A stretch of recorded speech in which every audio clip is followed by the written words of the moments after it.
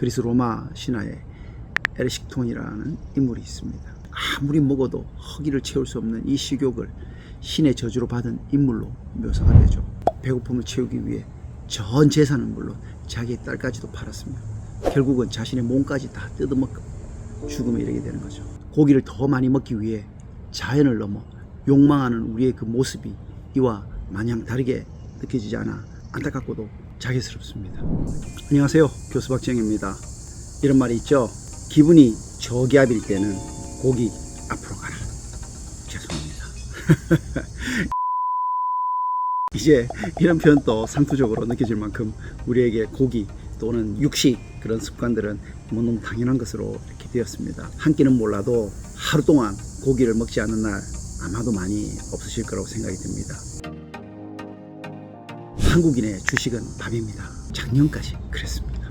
이제는 그 주식의 자리를 고기에게 내줘야 할지도 모르겠습니다. 한국농촌경제연구소 농경연에서 발표한 농업전망 2023에서 2022년 육류의 1인당 소비량을 58.4kg으로 추정하고 있습니다. 반면 1인당 쌀 소비량이 55.6kg에 이르러 쌀 소비량이 점점 떨어지는 추세로 가고 있습니다.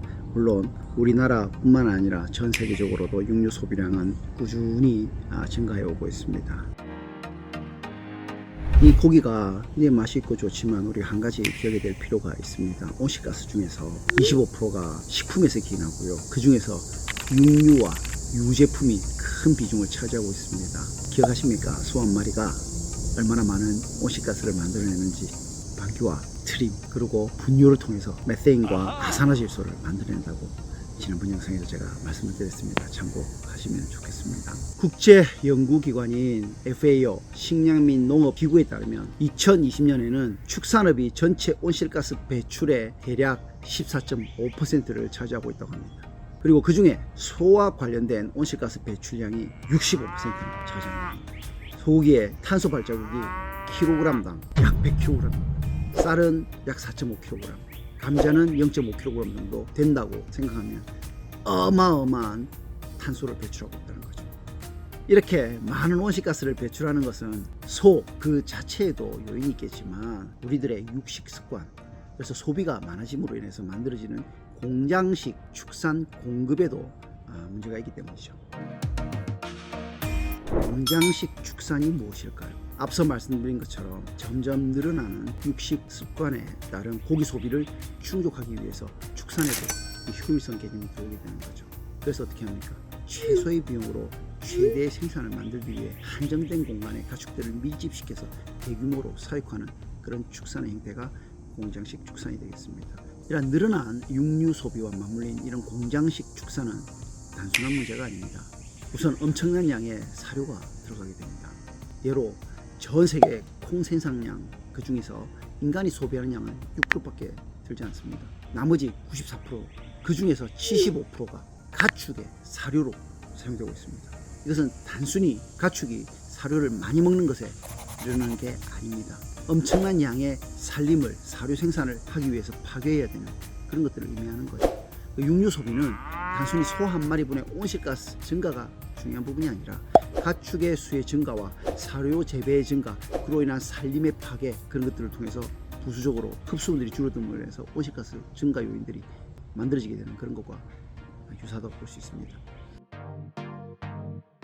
가축의 분뇨가 적당할 때는 이 쓸모가 있습니다. 이런 가축 분뇨는 부숙 처리 과정을 거치면 비료로 사용할 수가 있습니다. 소의 분뇨는 퇴비로, 돼지의 분뇨는 퇴비와 액비로 만들어져서 농경지에 쭉 퍼지는 거죠. 근데 양이 많은 거죠. 가축 분뇨는 해마다 들어가는데 비료를 살포할 농경지는 해마다 줄어들고 있거든요. 분뇨 처리가 골치가 아픈 상황이 됩니다. 가축 분뇨가 제대로 처리되지 않으면 어떻게 됩니까? 비들을 통해 가지고 수질 오염이 되고요, 메세인을 통해 가지고 대기 오염이 일어나는 거죠. 분뇨로 바이오가스를 생산한다든지 생물학적 처리를 거쳐 토양 계량제로 만드는 등의 노력이 현재 진행되고 있습니다. 이 부분은 축산 관련되어 있는 부분을 참조해 주시면 감사하겠습니다. 그럼에도 불구하고 결코 작지 않은 문제를 일으키는 이런 육식 습관과 공장식 축산에 대한 적극적인 변화가 일어나지 않고 있다는 데 있습니다. 육식이 바로 우리 삶의 하나의 습관처럼 되어버렸기 때문이고, 공장식 축산으로 얻는 경제적인 이점이 너무 크기 때문이죠. 공장식 축산은 자연적인 생산보다 안정적인 공급을 지원할 수 있습니다. 우리나라는 아니지만 미국에서는 이러한 축산업 단체들이 항생제 사용에 대한 로비 활동 등도 굉장히 활발하게 펼치고 있습니다.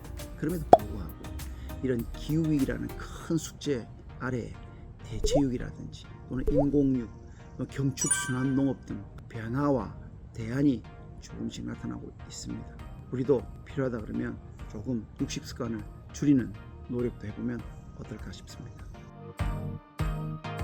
자, 이번 시간은 육식 습관과 기후위기와의 관련성에 대해서 한번 조금 더 자세하게 알아보았습니다. 그리스 로마 신화에 에르식톤이라는 인물이 있습니다. 아무리 먹어도 허기를 채울 수 없는 이 식욕을 신의 저주로 받은 인물로 묘사가 되죠. 배고픔을 채우기 위해 전 재산은 물론 자기의 딸까지도 팔았으며 결국은 자신의 몸까지 다 뜯어먹고 죽음에 이르게 되는 거죠. 고기를 더 많이 먹기 위해 자연을 넘어 욕망하는 우리의 그 모습이 이와 마냥 다르게 느껴지지 않아 안타깝고도 자괴스럽습니다. 오늘 여기까지 하고 다음 시간에 좋은 내용으로 찾아뵙도록 하겠습니다. 대단히 감사합니다. 자연 고기 식량 및 농업기구에서는 2020년에 따르면 식량 및 농업기구에 따르면 2020년 데이터가 보여주는 식량 및 농업기구의 2020년 데이터에 따르면 축산업이 전체 온실가스 배출의 약 15% 정도를 차지하고 한다고 합니다. 우와! 죄송합니다. 이렇게 죄송합니다.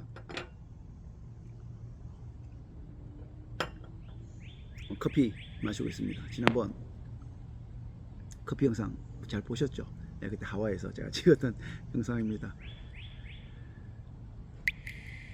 섀도우 추리를 생각하는 마음으로 이렇게 커피를 마시고 있습니다. 요거는